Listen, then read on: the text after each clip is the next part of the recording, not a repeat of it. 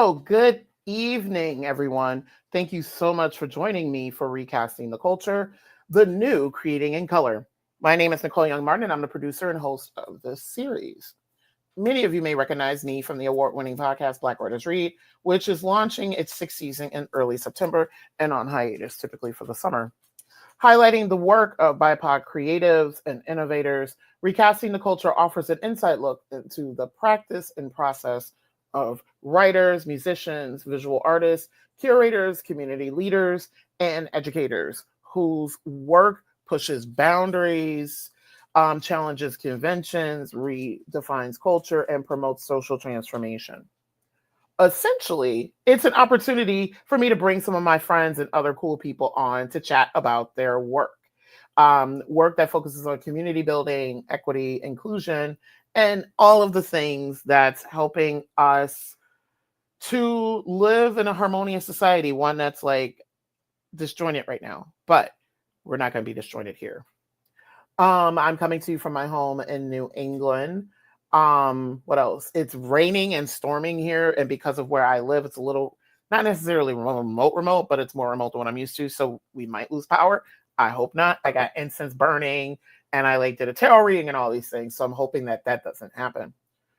So I hope that you're all already following me on blackwritersread.com or Instagram at blackwritersread. I am so excited for today's conversation. We are sisters, daughters, mothers, other mothers, aunties, parents, caregivers, friends, lovers, freedom fighters, healers, believers, artists, teachers, and everything in between. We are without bounds, limitless in our imagination, limitless in how we love, limitless in how we manage to show up, how we hold, how we catch, how we create, how we manifest, how we breathe life into things seemingly dead, how we make something from nothing, how we improvise, how we hope, how we fight, not only for each other, but for our families, our communities, but most importantly for ourselves, because rest, because care, because self-love is not indulgent. And let's not get it twisted. This love shouldn't be self-sacrificial. It's communal, it's reciprocal, it's healing, it's transformative, it's radical. But again, I'm gonna say it one more time. This shit ain't new. It's legacy, it's historic, it's ancestral. It's how we survive, continue to survive, lest we forget. These are words penned by today's guest. I am so excited to have her on because I've known her for some time, and now we have an opportunity to work together. Today, we welcome Dr. Haile Eshe Cole to talk about her play Belly, an American love story, which will have its world premiere in August 1st through 3rd, at Central Connecticut State University in New Britain. Dr. Cole serves as the playwright, producer, and creative behind this amazing project. I'm holding the script here in my hand, and I proudly serve as associate producer. And also, my apologies. I've been talking about this for a bit. I'm having some health issues. So if you see my face twitch and things like that, that's why. Originally hailing from a small Central Texas town, Dr. Cole has spent most of her adult life working and playing in Austin, Texas. She has a BA in sociology and African American studies and received her MA and PhD in cultural anthropology from University of Texas at Austin. The concentration for her graduate studies focused on the African diaspora, and she also received a portfolio in women and gender studies. Over the years, Dr. Cole has conducted research on alternatives to incarceration. Love that. For mothers and their children in both Texas and New York, as well as maternal and infant mortality for Black women nationally and in Texas. She has served on the faculty at a number of academic institutions, including Texas State University, Amherst College, Northwestern University, and the University of Connecticut. Over the years, Dr. Cole has worked for both the state and local government, assisting with research and program design, development, and evaluation.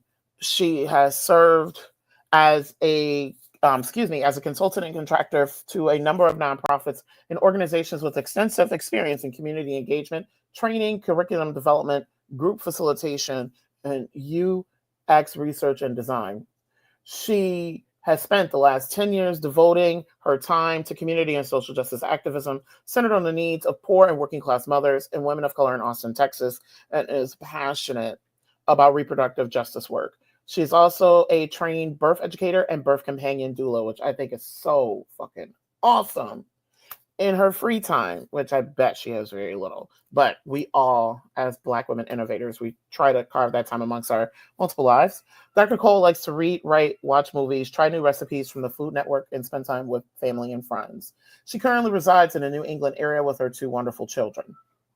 Belly, an American Love Story, is a choreopoem written by Dr. Cole. It has had stage readings in New York City, Connecticut, and Massachusetts. Featuring an ensemble cast of 6 Black women, Belly travels across time to tell the stories of Black women's experiences of reproduction, past, present, and future. It is an intergenerational voyage of Black woman, motherhood, transpiring through the mediums of word, song, and dance, and is based on ethnographic interviews and research conducted by Dr. Cole with Black women in Texas. Belly explores intersecting themes like Black women's history in the Americas, pregnancy and birth, maternal health disparities, loss, and various other facets, both good and challenging, of Black women and mothers' experiences. Finally, Belly ponders the idea of liberation and justice as the characters dream radically about the future and world that they would like to see for themselves, their families, and communities, while it highlights the complicated histories and current challenges experienced by Black women and mothers in the United States. Belly centers the legacies of love, care, work, support, and resistance employed by Black women in order to survive. In the end, the central theme arising from this work is loved. Performances are scheduled for Friday, August 1st at 7 p.m., Saturday, August 2nd at 2 p.m. and 7 p.m., and Sunday, August 3rd at 4 p.m., which I will be facilitating the talkback after the Sunday performance. This will be at the Black Box Theater located in the James J. Maloney Hall on the campus of Central Connecticut State University in New Britain. I will be, throughout our conversation, sharing links to both purchase tickets to the work and also support this work in many ways if you're not able to come see it in the region. To learn more about Dr. Cole's work and also more about this fabulous play, please visit her website at HAILECOLE.com. Again, throughout our time together, I will be sharing information on the performance itself, information on supporting the Indiegogo campaign, as Belly is an independently produced theater project, and we wanted a way for folks to support this initiative who are unable to attend the world premiere performance in Connecticut. As many of you may know, I am a huge supporter of Black women's autonomy, reproductive rights, and new play development. So, of course, I had to find a way to get involved with this production. So now, on that note, I'd now like to welcome Dr. Haile Eshe Cole to the virtual stage. Good evening. Hi. Hi. What's up? What's up? What's up? What's up? Oh my God. I love, because it's so funny, because it's like we talk on the phone a lot, we text, we've met in person, and we're working on a production together. But now it's like I'm hosting you. So guess what? You get to take off your producer hat for like about an hour. I am so excited about that. I'm not gonna lie. Yes. So. Which for folks who don't know, she is an emerging playwright. This is her first play, but not her first writing rodeo. This is also her first time producing. There's just a lot of firsts, and I want to applaud you for taking on all of this, because doing one of those components is really hard.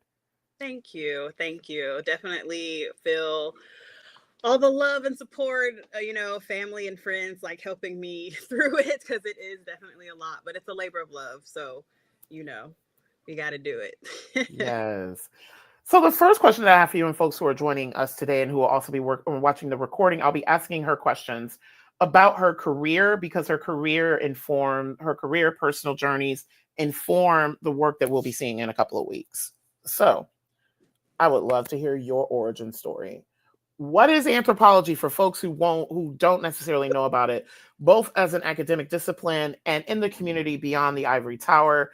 And I would love to know why you specifically chose anthropology as your field of inquiry and also the way that you show up in the world. Yeah, I get that question often. And people always ask me, what is anthropology? So that's a great question. Anthropology, I mean, if you break down the kind of root words like anthropos being human, humanity, ology, the study of. So it's basically the study of humanity and what makes us human, right? Of course, there's lots of different kind of subfields and areas within that. People often think of like Indiana Jones. They think I'm like, going on like adventures and things. And I'm like, no, although there's like some truth, right? So like archaeology, the study of material culture, is a field of anthropology, but then there's like biological anthropology, cultural anthropology, things of that nature. And so I'm a cultural anthropologist. And so I look at kind of what makes us human from a cultural perspective, and also a medical perspective, because I look at health and things like that. So I'm also a medical anthropologist. Why I chose anthropology, it's interesting that you asked that. If you read my bio, so I studied sociology and African American studies for undergrad, and I was actually looking for a Black Studies graduate program. I wasn't actually looking for anthropology. But at the University of Texas at Austin, where I went for undergrad, they at the time did not have a Black Studies graduate program. They had an anthropology program with an African diaspora concentration.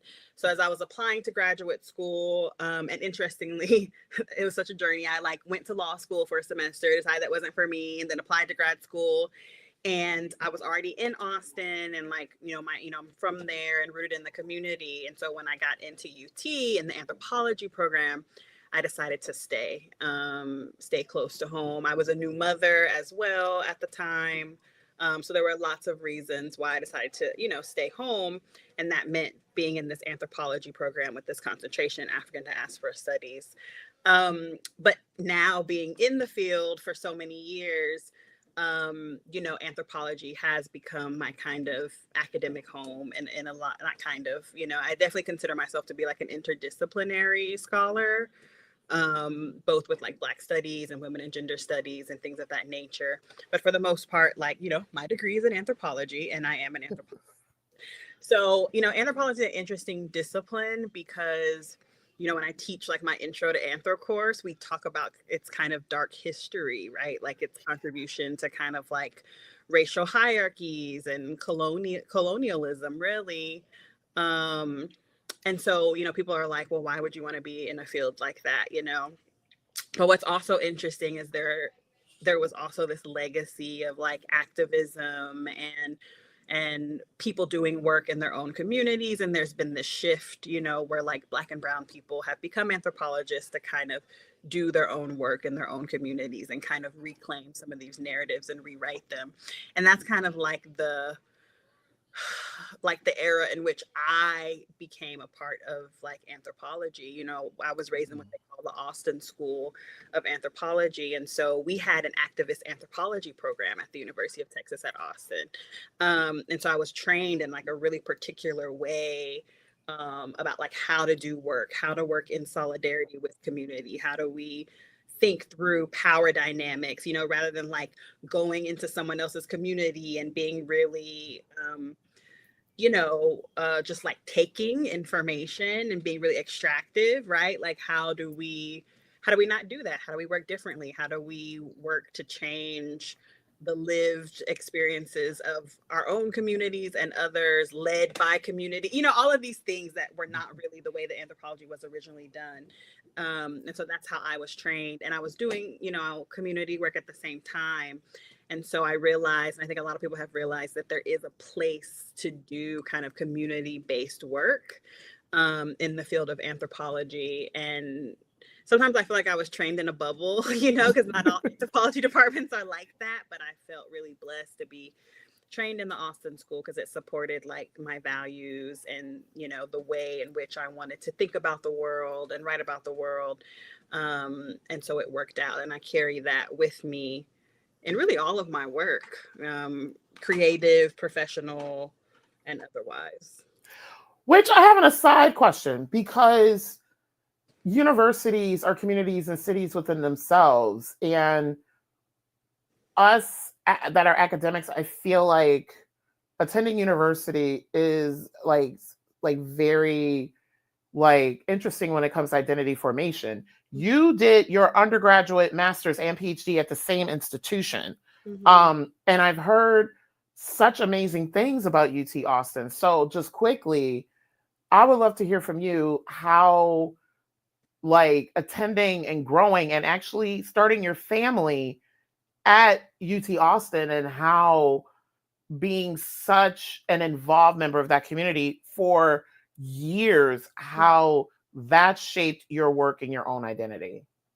Yeah, I mean, it really, really did, right? Like, I remember, first of all, like, I remember being like an 18-year-old in undergrad and taking like AFR 1-on-1 with Dr. Edmund Gordon, and like it having a huge impact on me and me changing my major and then landing in African American studies. And I remember at the time, this is probably dating myself, but like, I was an undergrad and there were all the protests around like the Jenna 6, for example. And I remember, you know, trying to, as a Black woman from a small town in the South, having grown up and had a very particular racialized and gendered experience, but like not necessarily having the language to describe what was happening in my life and the people's lives around me. And so from undergrad, um, I would say that it like politicized me in a lot of ways. I mean, I brought up the Jenna 6 because I remember when the protests were happening on campus,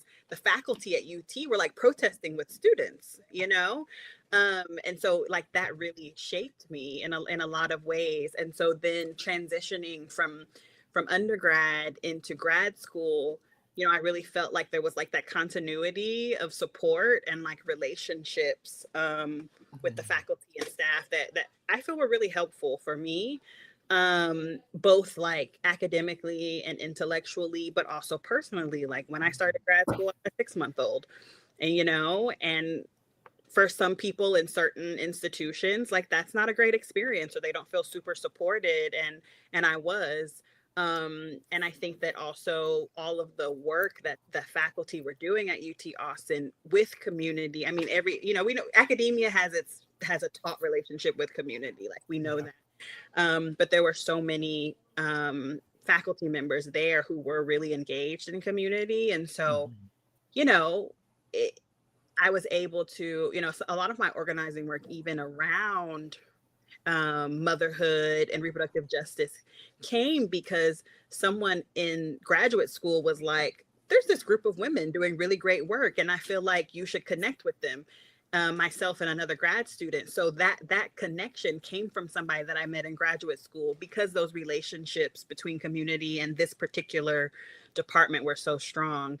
So it shaped me intellectually, it shaped me personally. I mean, the community connections that I do have that still exist to this day came out of that, and so it's had a huge impact on my identity and how I see myself and how I see the world. And I think that I'm really lucky because some other folks have a very different experience in graduate school, and it shapes them too, but not like in maybe like the most positive way, but yeah, if I talk about like who I am and my life now, I can't do that without talking about my time in Austin and my time at UT. Like it was very like impactful for me. Nice.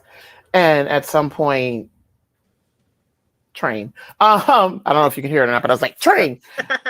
At some point, I do want to talk about like just with both the Black Writers Read community and the Recasting the Culture community, about like how, especially now that higher ed is changing from like, I feel like a place where young people can find themselves to a place where young people are the customer and they're dictating their experience. Like how different, because now I'm an instructor. And so to go from, I to date myself, I attended, which I think a lot of people know how old I am.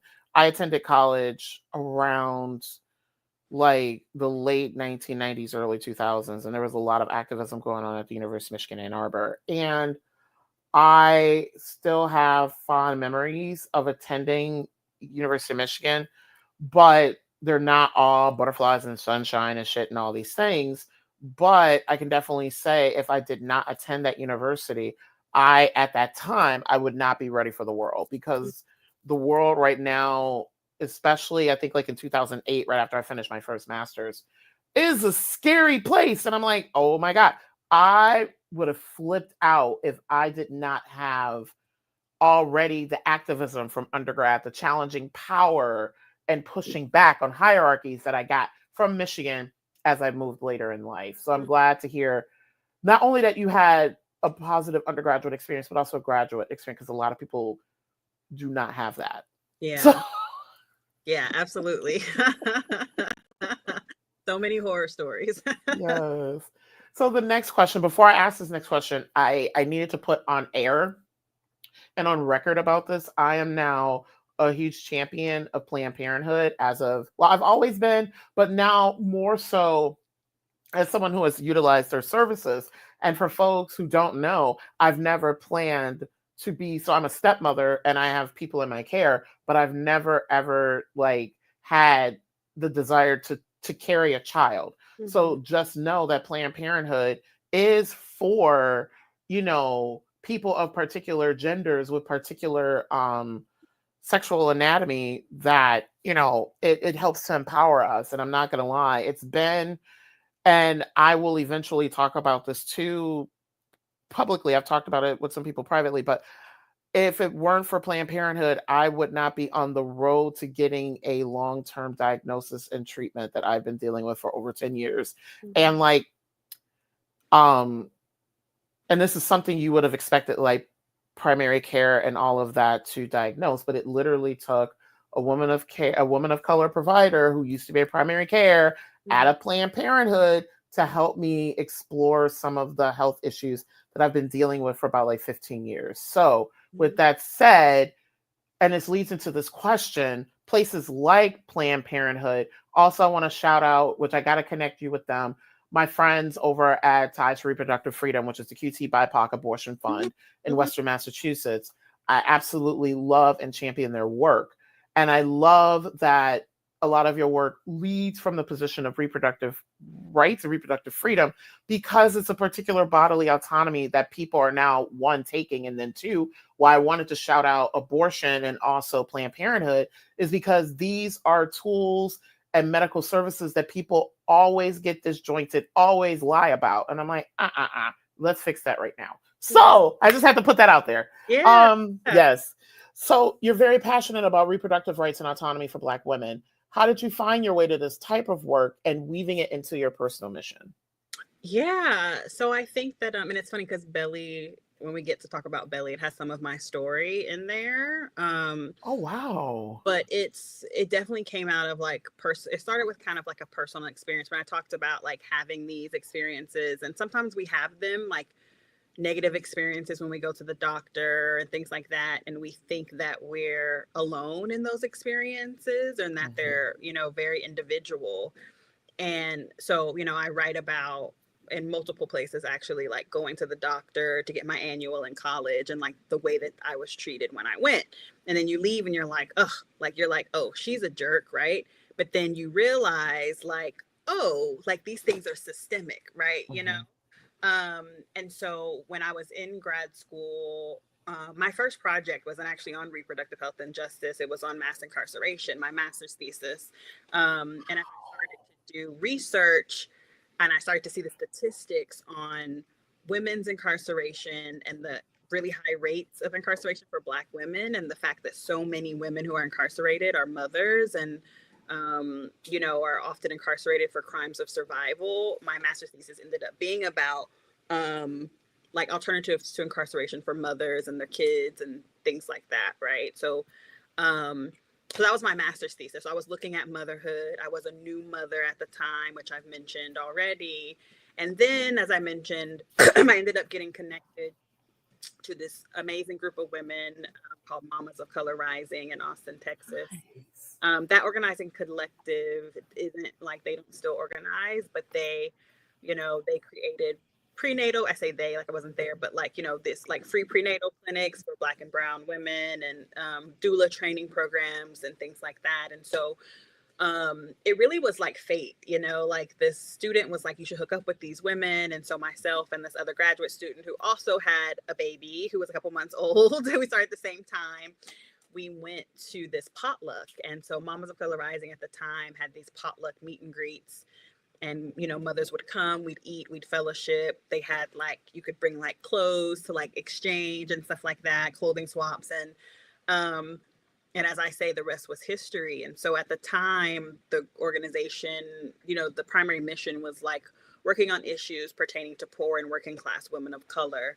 And so I started to do work with this organization. And at the time that I joined, they were surveying women in WIC clinics about their needs. And what they got from that information was that when we looked at women's experiences, women of color's experiences, a lot of it, not that it was only about pregnancy and reproduction, but all of the issues that a woman is facing become kind of exacerbated in that time, right? So whether it's healthcare, whether it's housing, whether it's food insecurity, like all of that becomes elevated, right? When a woman is pregnant. And so the organization decided to focus on, reproductive health and justice. And so that was kind of like, so my entree into reproductive health and justice wasn't through academia. It was like on the ground, and so we were like lobbying for, rules and policy changes to get Medicaid to cover midwifery. And then, looking at the reproductive health outcomes for women in Texas and things like that. So that's kind of where it started. And then, my academic trajectory followed. And so I started to research it and, and ask these questions in particular about Black women, because we have these egregious birth outcomes, both for our women and our children. Black birthing people, like we don't do well, right, here in this country. And Texas at the time was like the worst of the worst. And so I think about the word belly. Texas is kind of like the belly of the beast, which is where some of that like play on words comes from, right? And so I said I was organizing, and then I started to research it. And so for me, I think the thing that draws me to it is like, when I teach my class, I ask students like, what do you think reproductive justice is?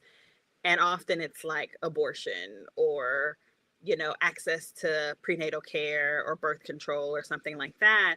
And what I love about the definition of reproductive justice, shout out to the Black women who, define that term, those foremothers, right? Like they talk about the right to have a child, the right not to have a child, and the right to raise a child or, take care of your family in a safe environment. And for me, like that definition is just so nuanced and so important because it encompasses everything. Like, what does it mean to have a choice? Like, choice is so complex, right?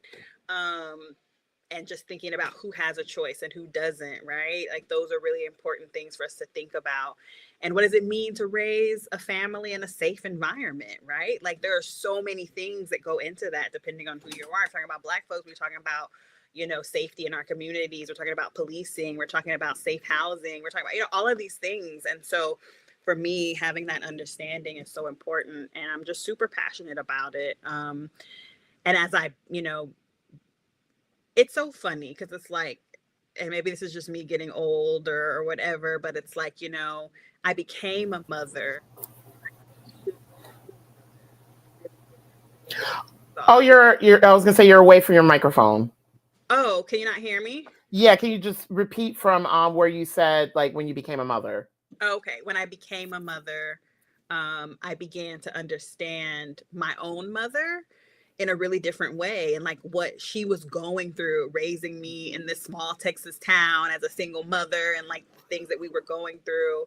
Like I didn't understand it until I lived it myself. And so I was like, when I talk about Black motherhood and what that means, like I lived it. So it's very like autoethnographic, right? It's like not like I'm writing about other people, like I'm writing about myself. I'm writing about my mother, like my friends, like my sister, and it's not just about like women. That's the language that people use too, and it's like, nah, right? Like like when we talk about reproductive justice as only a women's issue, it's like you're missing like 75% of the picture. You're excluding so many people with that kind of lens as well. So for me, reproductive justice is really about like the survival of our communities and the wellness of our communities at large. And so that's kind of why I keep coming back to it. Like, I can never leave it, because it's just so connected to everything in my mind. Mhm. And also, too, thank you for mentioning that it's not just a women's issue. One, because women are not the only ones that can give birth. Mm-hmm. And two, for the longest time, until like literally until I moved to the Western Mass, New England region, I thought things like midwifery and doulas were just only for the wealthy and for white people. I didn't realize that these, and again, reproductive justice, that these were options for Mm-hmm. folks like us, and also for folks, because now I'm considered middle class, but I grew up low working poor, and for people, from like families like mine. And Mm-hmm. this is one of the other reasons why I really appreciated Planned Parenthood, is because, like, and I was frustrated at the time, but I was like, I get it. And plus, also, I used to work for a United Way that partnered with organizations like this. I was like, I get it, I get it, I get it. Where they also did a questionnaire around the social determinants of health. Mm-hmm. And for folks who don't know that, it is looking at environmental, economic, relationship, all of these factors that impact your health. So it's not just, oh, let's blame the human being who's in that body because of how they are. No, let's look at, like food access. Let's look at health insurance. Let's look at the relationships they have. Let's look at their living situation. Let's look at work. Let's look it up. And it took like over an hour. And I was sitting up there rolling my eyes like, oh my God, get this over with. But at the same time, I get why they were doing that, because Planned Parenthood is all about the holistic care of people who can birth. Mm-hmm. And I love that type of services available, because they also asked, like, are you housing secure? Are you in a safe relationship? Do you need access to food? Do you need to get away from a domestic situation? Mm-hmm. Because all of these things impact how you're able to show up and raise your family. So I love that reproductive justice has broadened their, well, I'm gonna back up, because I think BIPOC communities, we've broadened the language. Mm-hmm. I don't know necessarily if others have joined in that quite yet. Yeah, no, I think that makes a lot of sense. I mean, like I mentioned, like when we think about reproductive justice as a concept and a framework, like that was Black women, right? Mm-hmm. Who came up with that idea. And I do think too, I don't know, you were talking about midwifery, right? Like, Mm-hmm. not only is it something that someone who is not wealthy can access, and I'm speaking from my experience at this point, although it applies across other kind of racial ethnic groups, but like it's part of our history. Like granny midwives were catching babies in the South, catching everybody's babies, right? Yup. Like Black and white. And it was also very holistic. Like it wasn't just like, oh, you're going to deliver this baby. It was like, oh, your family needs to eat. Oh, you got other children. Oh, let me come to your house and like support you. Like, they were like pillars of the community. They were healers. They had all these other roles. And so this kind of like holistic understanding of health and care for birthing people, like there's like a legacy to that, right? That was intentionally eradicated. And now we're having to rediscover it in a lot of ways. Or, some people are having to rediscover it. And then there are those who have been trying to carry those traditions like through, despite, Yeah.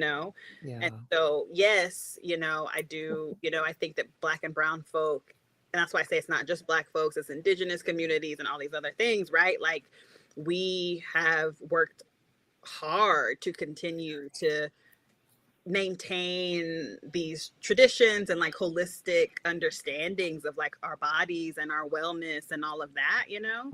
And I think that we're still trying to make space for that, you know, now, right? Like it's being co-opted and incorporated a lot more. But I feel like we've been trying to make space for that from the very beginning. At least that's what I think, you know. Yeah. And this leads so nicely to the next question, because one of the things that comes up in Belly is catching babies and the tradition of that and the histories behind that. And that's a whole other conversation in terms of the consumer and capitalist nature of birthing now. But Belly, an American Love Story is your first play. It's based on interviews you conducted while working in Texas. Why this title for the play, and why did you decide to write this play? Yeah, so my dissertation is also called Belly. It's like Belly, Race, and Reproduction in the Lone Star State or something like that. And how I came up with Belly is it's kind of a play on words, because clearly we're talking about, you know, pregnant and parenting people, right? And so like the physical belly of a pregnant person, right? And like all that gets wrapped up in this body part, right? I mean, like literally, and I won't say any names, but like, you know, a pregnant person is with child, people want to touch the belly. Like there's all this emphasis and attention on the belly. It almost like to the point that like the human that has the belly doesn't matter anymore. You know, this is really weird situation when a pregnant person is showing visibly, like, you know, the attention around the belly. So that's part of it. And then the other part is like what I mentioned a little bit earlier, kind of thinking about what it means to be in the belly of the beast. And so for me, you know, growing up in Texas, you know, and doing the research that I did, it's like people, you know, you tell people you're from Texas and there's all of these like stereotypes that come with it, you know, and, you know, I laugh at them or whatever, but then there's like the real things, like, you know, like these horrible birth outcomes and, you know, the fact that we like highly incarcerate people and, you know, all of these things, right? And so I'm like, what does it mean to live in the belly of the beast as a person with a belly, with a pregnant belly, you know? And so that's why, you know, so it kind of interrogates both. In my dissertation, I kind of grapple with that. And then I just couldn't let it go. So I was like, this play will be called Belly. I mean, and so, you know, and I might be jumping ahead here, but, you know, Belly as the play, it was written because I was trying to turn my dissertation into a book. And so Belly, the dissertation, was supposed to be Belly, the academic book. So that title would have like carried with it. But as I tried to write the academic book, it just like didn't make sense to me. It didn't feel good. It didn't feel right. It didn't feel like the right space to kind of hold these stories, right? Hold a container for the stories and for these people and women that I love dearly and who I feel accountable to in a lot of ways. And so then Belly, the academic book that is not written and probably will never be, at least that version of it, became Belly the play.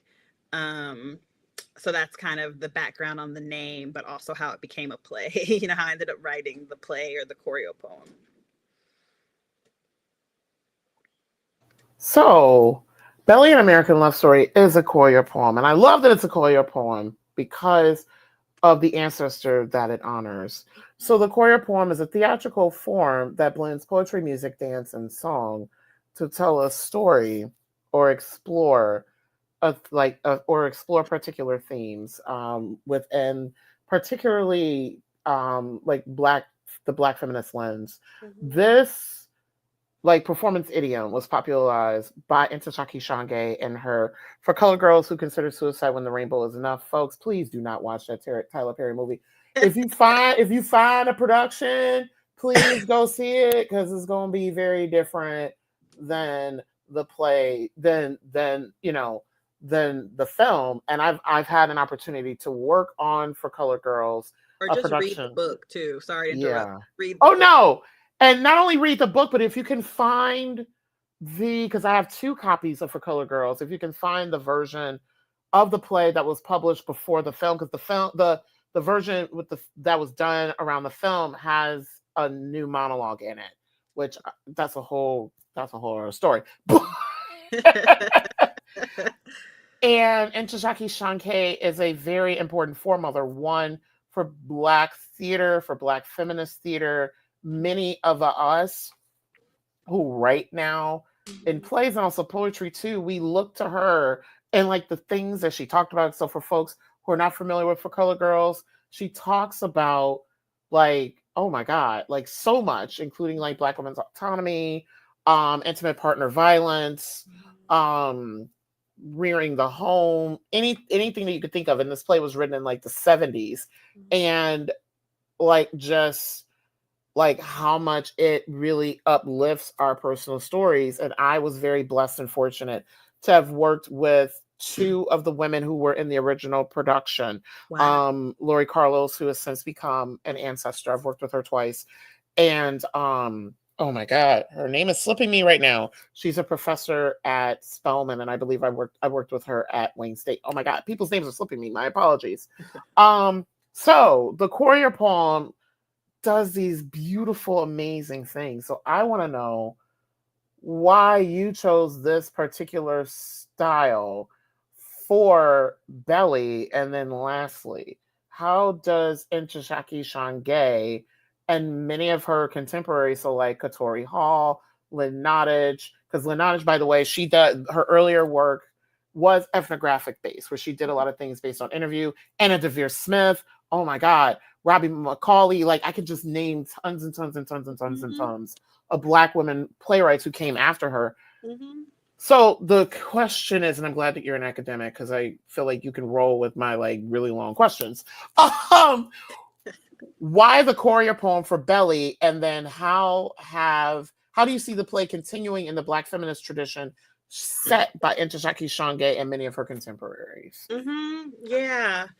Yeah, that's a great question. I think for me, I think a lot of what you already said speaks to it, right? So it's not only the fact that Ntozake Shange's work is in this legacy of like Black feminist writing, but I think it like it's seminal and it challenges and makes space for, and this is really important for me as an academic, like to push the boundaries of like form and structure in like the traditional theater space. And so let me step back and say, like, I am an anthropologist. Like, I have performed in plays and I consider myself a performer, but I'm not a theater scholar, right?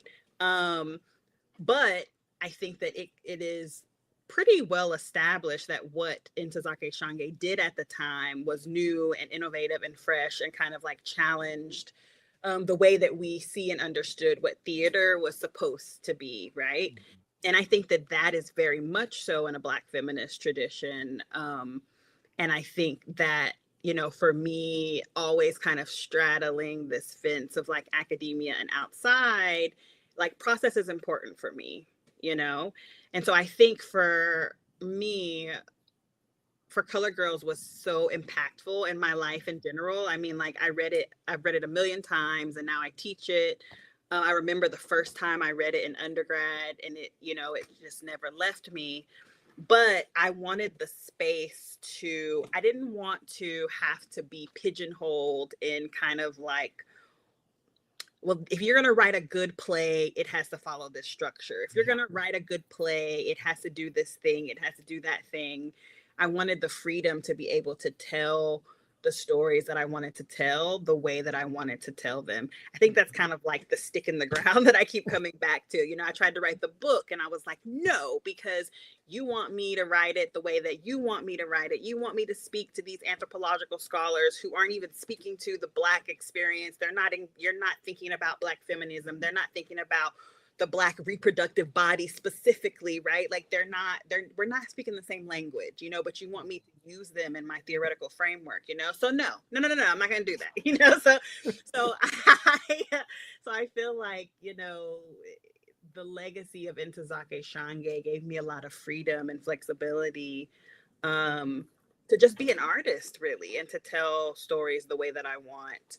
Um, and so that's why I chose this format. And I think it's also why it fits into this continued legacy of Black feminist writing. I mean, when you read the script, like it's not even a true choreopoem, right? I think I go in and out between poetry and prose and monologue, and there are some more kind of traditional theatrical components, but I think that as a Black feminist artist, that's the point, right? Like there's a space for you to kind of do whatever the hell you want to do, right? And I love that. And so it was really actually transformative for me to have that creative freedom writing Belly and like building on the other kind of Black women artists. I also want to say though, like and I think this is a question for later, but you were, naming all these other Black women writers, but like I feel like Zora Neale Hurston's like a big one for me too, right? Like Yes. anthropologist,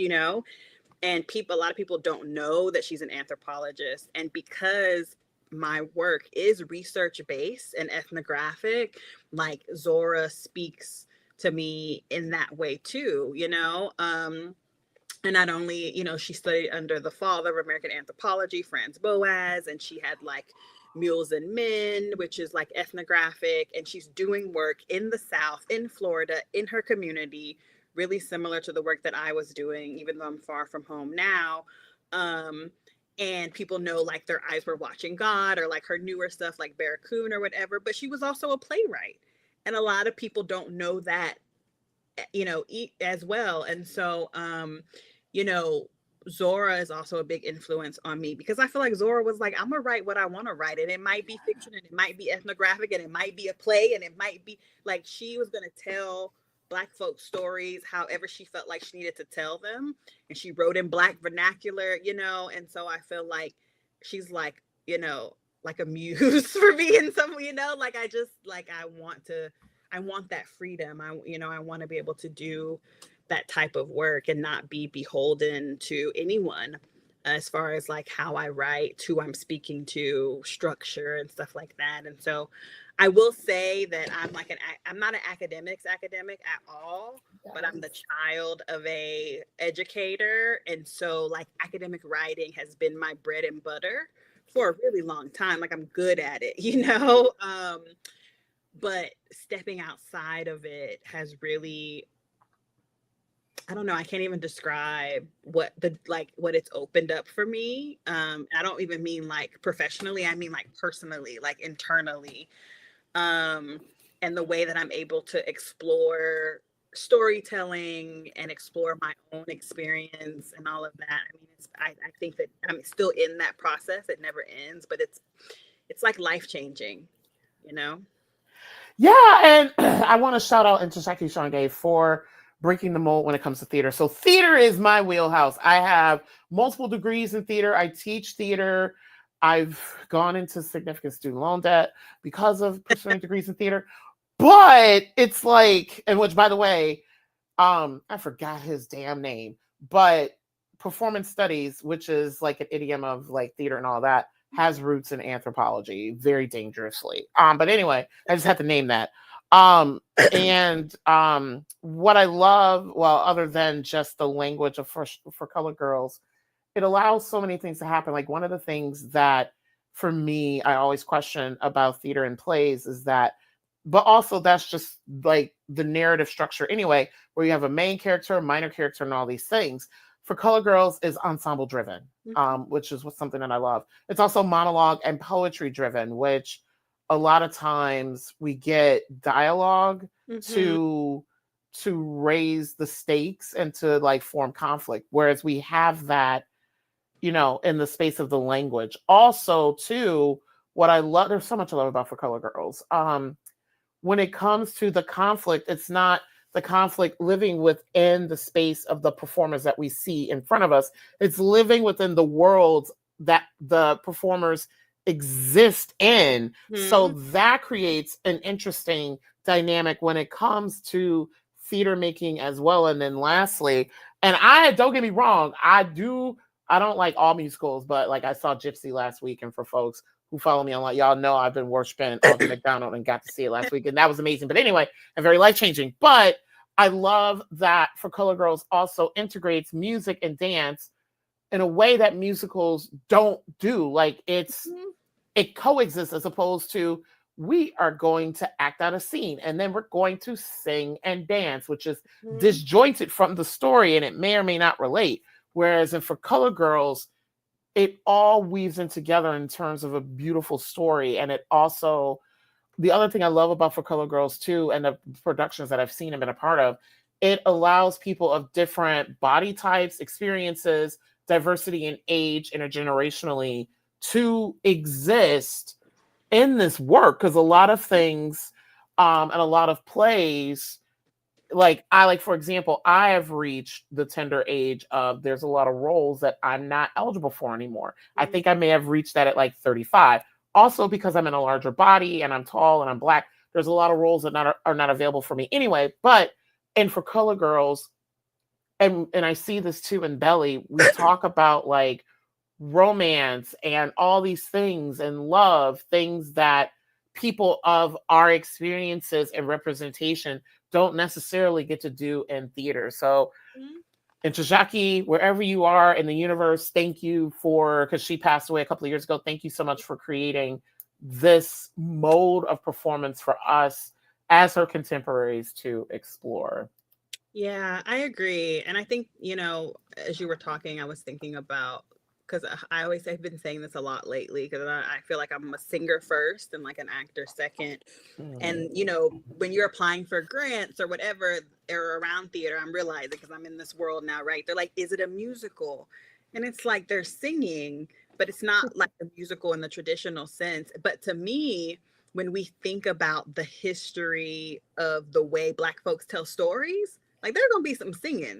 Like it's Yeah. part of our storytelling tradition. Movement is part of our storytelling tradition. And so it's like, how do I love that, like the way that For Color Girls make space for that. And it allowed me to do the same thing. Like, no, it's not a musical, but we're gonna be singing. You know what I'm saying? And we're gonna be moving, because I'm operating in this legacy of Black storytelling, and that was really important for me too. Mhm. And thank you for mentioning, because this leads into the next question. Like I felt, even so for folks, I sent questions ahead of time, but I was late sending them to her today. But it feels like this is a co-interview as opposed to me, because you like lead so nicely to the next questions.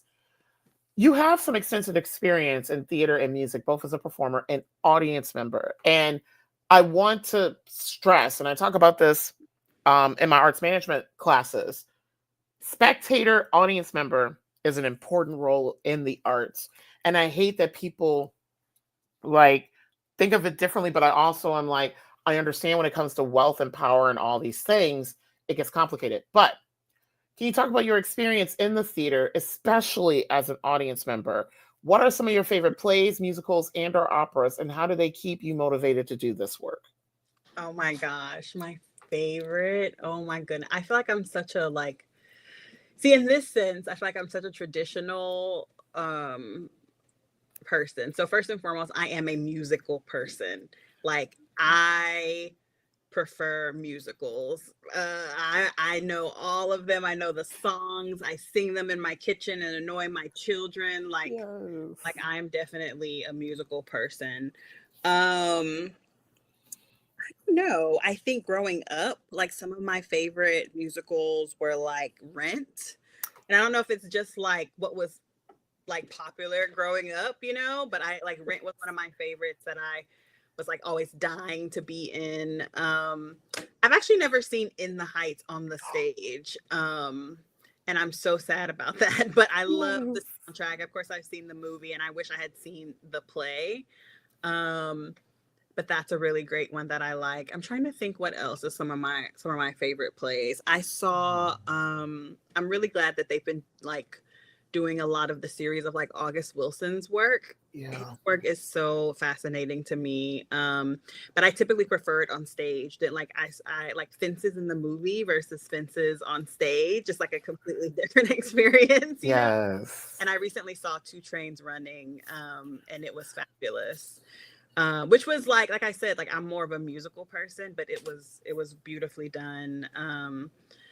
So I forgot the second part of that question. You asked what were some of Yes. my favorite Yeah. And plays. how does it keep you motivated? Um, I think for me, I'm interested. What keeps me motivated is when I go to a play that makes me feel something. And so, and it also ties to kind of my vision for Belly, right? Like, for instance, I went to see Wicked, and I love Wicked, and I love the singing, and I love the set, and it does make you feel something. But then, have you ever also been to a play where there's like no set and it's minimal, and the story and the performance still is able to like draw you in and engage you and make you feel something deeply human? And I feel like that's what I'm encouraged by. We can design ourselves into like oblivion, right? Like we can have the most beautiful sets and like they're really cool. Like I'm not gonna lie, like I love a good set, you know. Um, but I think that, and it's not just plays, I'm being honest, because I wouldn't say that like theater is like my only sort of mechanism for storytelling. I'm kind of interested in whatever tool for storytelling speaks to me and whatever story I'm trying to tell, whether it's photography or maybe it's theater this time, or maybe it's a song that I'm writing, right? So, um, but I think it applies to all of them, but you asked me about theater, but I think that art like moves us in ways that other forms of communication don't.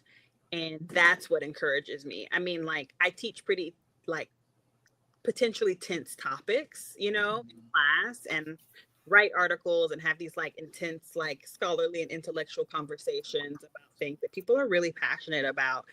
And you can like ask someone to read something or ask someone to talk with you about something, and conversations shut down or people aren't open or whatever, and you can play a song for someone or you can show someone a piece of art, and it opens the heart up, I think, in a different way so that it's receptive. And I've had that experience, you know, in the theater as an audience member, or like someone just like does a monologue in a way that I've never heard it before, and I'm in tears. I saw Ragtime a couple weeks ago, and I was crying, you know, um, and I sing those songs all the time, right? And yet I was bawling my eyes out like I'd never heard them, but make them hear you, you know, it's like, you know, Yes. it's like, you know, so that is what encourages me. And that's the kind of work that I want to create and co-create with others. You know, I want people to walk away and be like, I'm changed in some way. I'm transformed in some way. I've been touched in some way. And as an audience member, I want to be touched as well. I want to be transformed as well. I want to be as human as I can be. And I think art makes space for that. Yeah, and this goes back to, which I hope you've had a chance to see Gypsy with Audra McDonald, because it's going to be closing in a couple of weeks. I saw that, and I'm like, can I get down there before it closes? Please do, because oh my God, quickly about last week, like, which I knew it was going to be life changing because I've followed her like a good chunk of her career, but I didn't realize it was going to be that. Like, one, I love how, so where we were sitting, we sat in front row, house left, and I was on the aisle right next to the steps leading to the stage. And I didn't realize she was going to enter in from the house, and she did. And I like screamed. I was literally like about an inch and a half away from her. And Rose's turn, which for folks, if you can find it, I don't know if it exists on YouTube anymore, probably because of like performance rights and all those things. But her singing Rose's turn at like in person, like about 50 feet away from me, I almost passed out. Like I have never had my soul snatched like that in a performance ever. And at the end, we all like everyone gave her a standing ovation. I almost passed out when I stood up. Like it was that, like it hits hard, and it is about like Black mothering and all of those things, and that particular song. And I was familiar with Gypsy, but leading up to it, I don't want to ruin it for folks, but now I understand even more so why Audra's performance of Rose's Turn is just so guttural and just so like literally her children are like, they literally said, F you, we don't need you anymore. And I'm like, this is a mother that gave her yo everything. And so, and just Audra as a performer, I'm like, how do you do that 8 shows a week? And like on Saturdays, you do 2 of these, you do 2 shows. Yeah. And so this is one of the reasons why I love experiencing theater as an audience member, because you can still have a transformative experience sitting in the audience and just letting, you know, I don't have the ASCAP license, but quoting Gypsy, let me entertain you, because there's so much beauty that can happen from the performance itself. So this leads into my next question, because I'm looking at time, because I've had, like, I'm editing a Black Writers Read conversation for the podcast. We were on almost 2 hours. So I want to make sure not to hold you up that long. The show and your beginnings, cultural origins are of the South. How are you bringing the South to New England and Belly? And why is it important to you to bring the South in this way? And it's so ever present in the play. Yeah, I mean, it's super important to me. I think in general, as an anthropologist and in general, like place really matters, right? And I'm also from the South. I rep the South hard. And, you know, I think that the South has a very particular reputation, you know, like politically and all types of things, right? So some of it's personal. It's like I'm gonna rep my home and rep the South. But if we think about the stories of the women that are being told, including my own, we are Southern. It's a part of who we are. And so it's important to kind of tell these stories with integrity. And so it was like, I decided when I wrote Belly, like I wanted to be like unapologetically Southern and unapologetically Black, right? Like when you leave, you should be like, oh, I got a little taste of the South, you know, like I want, you know. And so how I try to infuse that, I try to infuse it in as many ways as I can, right? So the set is supposed to be this Southern sort of landscape, right? So a lot of the blocking and a lot of the play is set on this old country porch. They sitting on the porch, they sitting on the stoop, you know, and we have like a, you know, the tree and the water and the, you know, the foliage and all of that, you know. And so I wanted it to be not only the South, but like Houston's the South, right? But we're, you know, we're not in like the city, you know what I'm saying? So I wanted it to be that. And I also, you know, I wanted to hearken to a particular past. I mean, we talk about history and enslavement and things like that. And so I want to, you know, I want to really transport people. So the set was a big piece of that. The songs that I choose, right? So like there's some original singing, although, you know, we're not fully doing all of the songs in this iteration, but we reference a lot of Black music, both in the titles of the poems and pieces and in what people are singing. So that's another way that I try to bring in the South. Even when you listen to the playlist, the curated playlist on the website, there may be 1 or 2 songs on there that aren't from a Southern artist, maybe, right?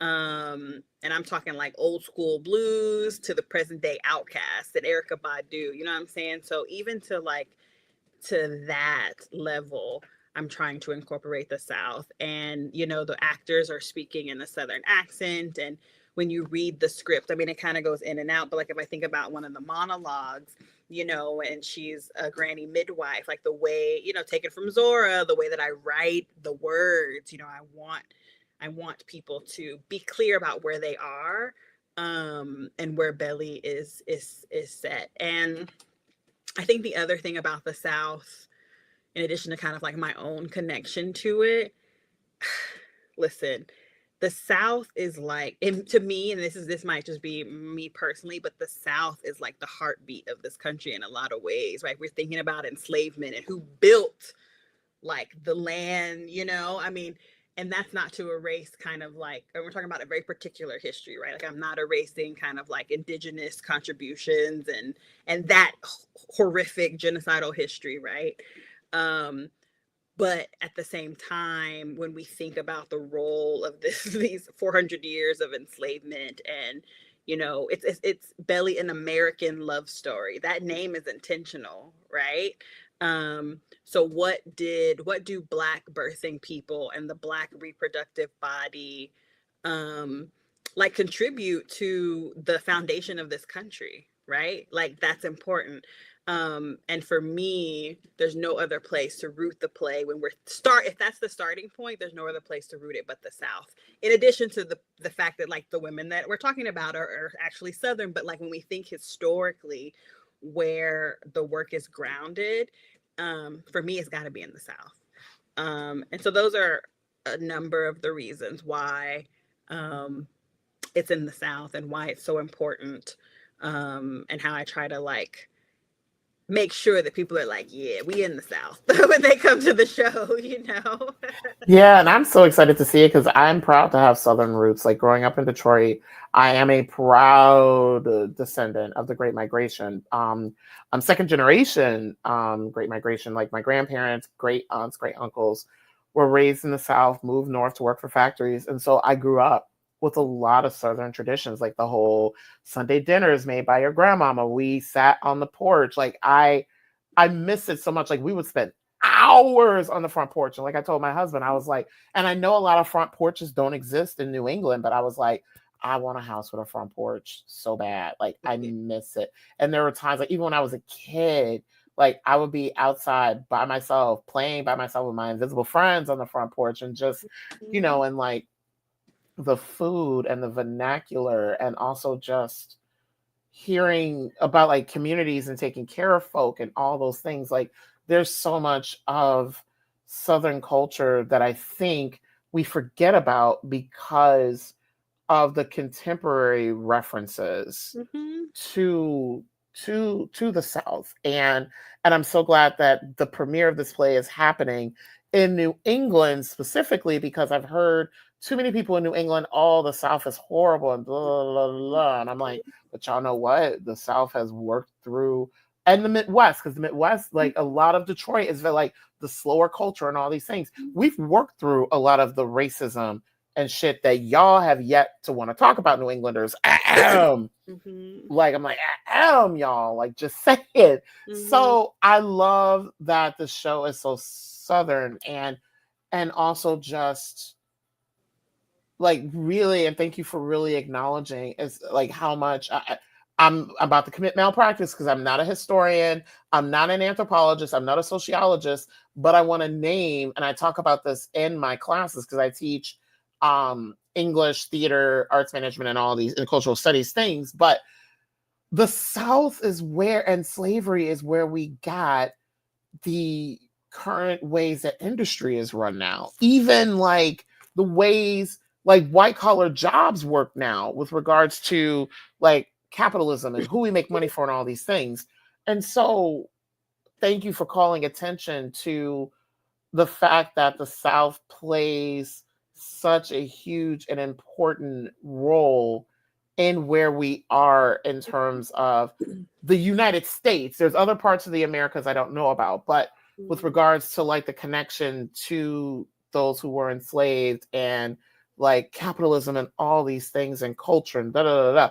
Because also too, the other thing I want to call out about New Englanders, kale and collard greens. There was once a time that y'all didn't care and y'all were ashamed. And now I find it prepackaged and washed. I'm like, y'all can go somewhere with all that. But y'all have made it easier for me to cook those things. So thank you. I mean, this is true. And, like some of the things like I didn't mention, like we do talk about the food. There's a part in the play where there are these old kind of like Southern sayings, And I think for me, like there's a part of Belly that to me is like a love letter to the South. And there might be parts of Belly where people might say something and people might know what it means or know what it, and that's okay. Ask, what did that mean when they said that? But it really is for me a love letter to like the blood, sweat, and tears that has come out of the South, and that continues to come out of the South, quite frankly. Yeah. So it's like it's really really important to me. And we don't even really like what you're mentioning. Like people don't talk a lot about what the South has contributed, to the U.S. culture. And so, I mean, food, music, like like we could go on and on and on. And Black folks in particular. And so, yeah, it's really really important to me. Yeah. So the last question I'm gonna roll in the two questions that I have at the end. So what is the life that you want for Belly, an American Story, after the world premiere closes on August 3rd? And then what is next for you and your work, and how can the Recasting the Culture community support you on this journey? Yeah. I mean, maybe I haven't said this here, but when I wrote Belly, it just kind of like happened, right? It just kind of like poured out of me, I guess. And I've shared this with others, but like I had this idea, and my mother, who is also a writer and was a performer and performed in Chicago and did all these things. And I was like, I want to do this thing, Mom, And she was like, you should do it. Like, you can do it and you should do it. So she has been like my biggest fan since birth and really encouraged me to write it, and I got it done.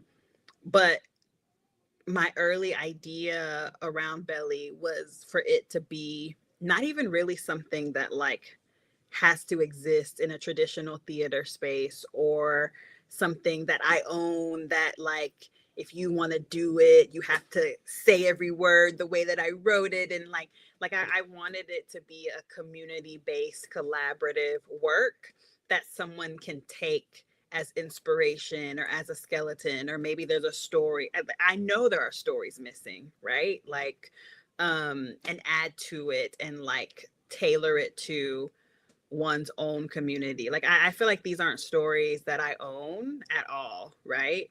And so what I hope for Belly is that there's a couple of things that I hope for Belly. I hope that it brings awareness to maybe issues and topics that people haven't been exposed to, or that maybe, I hope it starts dialogues. I hope that it inspires people to tell stories in in whatever way they see fit, right? And I hope that people take Belly and kind of make it their own and perform it in their own communities. Like, take pieces of it, add pieces to it, interpret it in new and interesting ways. Like that's what I want for it. I want it to live on in that way. That would make me really, really happy.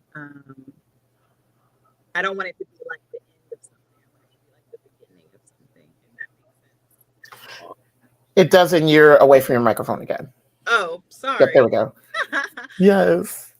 Yeah, I was saying I don't want it to be like the end of something, like, oh, this is complete, and then you take it and someone performs it. I want it to be the beginning of something for someone. That's what I want for it. And I don't know. I don't know what will happen to it. And I'm excited to see what And happens. what's next for you, and how can the Recasting the Culture community support you on this journey? Honestly, Nicole, I do not even know. I'm honestly just rolling with life. But I do feel like this process and this experience has been really like heart opening for me, not even eye opening, but heart opening. And now I feel like I have all these stories inside me that I want to tell. So I am working on my book. It won't be the book that I would have written 10 years ago. Some of it'll be based on the research, but it's definitely going to be a whole new story. So I'll be working on that over the next year. It's already under contract, but it's going to be a completely different book, probably much more autoethnographic. So yeah, so like, supporting that, and I'll share as it evolves, and hopefully I finish it. And I would like to write another play, actually. I have all these ideas, and I feel like, theater allows me to play and experiment in ways that some other art forms have not. And I have a couple things in the back pocket that are dying to be born. And so I'm hoping to birth those ideas as well. And I think I'm definitely going to be playing in the theater space a bit more for sure. Yay! Welcome to the Bad Kids table. And I hope that I'm looped in one of those projects, because after I finished some stuff this year, I want to launch into finally, and I think I've mentioned this to you, I finally want to start, and I think I'm ready, because I've said that I wanted to honor my mom in this way and explore like Black mothering and caregiving and mental illness and mental health. Mm-hmm. I've wanted to explore that for so long, and I think I'm now ready to do it. And me, I'm a very collaborative theater artist. I can't I can't work by myself. So I'm hoping that that's something that you and I can explore as well. Because I feel like Belly is a great like segue into into what I wish to do. Mm-hmm. Yeah, I definitely see a lot of collaboration in the future. It's kind of how I work anyways, how I prefer to work as well. I know we've brainstormed about other ideas that we won't tell yet until we're ready. Right. But I see the fun, collaborative, community building things in the future with you in particular and hopefully others. So Yay! And before I let you go, let me make sure I put this up on the screen so that people can do this. Please make sure to support Belly, an American Love Story, August 1st through 3rd, 2025, New Britain, Connecticut, Central Connecticut State University. You can purchase your tickets via the QR code on the left. And if you wish to support the Indiegogo campaign, because remember, this is an independently funded, independently loved, independently produced theater project, please also contribute with your hearts and wallets and share the information to support the Indiegogo campaign. That is the QR code on the right. For folks who know I've worked and, work in fundraising, I have no shame in asking for money. Y'all know that already. So please support either by purchasing tickets for other people, and the Indiegogo campaign if you're not in the area to see the play in Connecticut. And also I want to mention it's limited seating. So please, y'all, buy your tickets early, please. Because I don't want y'all to be, I want a ticket, and then all of a sudden it's sold out. So please, limited seating, buy your tickets ASAP. yes. So Dr. Cole, thank you so much for being on this evening, this late, especially after a long rehearsal day, because she is a very involved producer and playwright. So I am, yes. Yes. No, I've thoroughly enjoyed it. I'm so happy that you had me, Nicole. It's been fun. So yeah. yes. So I'm going to close this out. I'm going to take you off for a second. And then after I finish the broadcast, you and I can touch base briefly. Peace, y'all. Yes. Thank you. So thank you so much for joining me for this evening's conversation on recasting the culture. I'm going to share this information again. Please be sure, QR code on the right, purchase tickets, QR code on the left to contribute financially to the Indiegogo campaign. Again, this is an independently produced, independently loved theater project. All money will go towards Dr. Cole's time, also paying the artists. This is huge because a lot of theater in this region that is not associated with a professional theater does not pay well. Yes, I'm calling that out, and I'm calling out a lot of people that I've worked with. Yep, I'm petty like that. I'm putting it out there. So, thank you. So, thank you so much for supporting this work, especially given that I am an independent media producer. So I have a few more recasting the culture conversations coming up before the end of the summer. So be sure to follow Black Writers Read on Instagram and go to our website at blackwritersread.com. And also follow me on YouTube, which many of you are joining me from today, to get updates on these upcoming conversations. Support independently produced media. For folks who follow me on Instagram and Facebook, I did do a video today talking about that. So please, please watch and share. And also really, really think about like wholeheartedly how you support independently produced media. Recasting the Culture and Black Writers Read are all self-funded and self-produced endeavors. If you watch today's like recording that I posted, yes, I talked about a week where I was like hovering at negative $400 and some in my bank account. So please, if you are so moved, make a monetary gift to this platform. All gifts will continue to help me sustain the platform and reach more and more folks. There will be some information towards the end on how you can do that. Thank you so much for joining me for this episode of Recasting the Culture. Be here, be aware, be someone, and more importantly, be loved. See you soon.